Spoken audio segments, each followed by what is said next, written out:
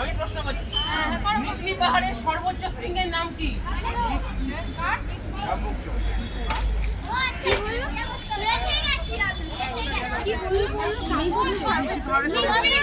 এই সন্দেশ আর চিনি মিলে দে। এই বাচ্চাগুলো আয় ভাই, বাচ্চাগুলো আয়, বাচ্চাগুলো আয়, বাচ্চাগুলো গিফট দিবি যা। এই চিনি গা, চিনি গা, চিনি গা, চিনি গা, চিনি গা, গিফট দিবি, গিফট দিবি।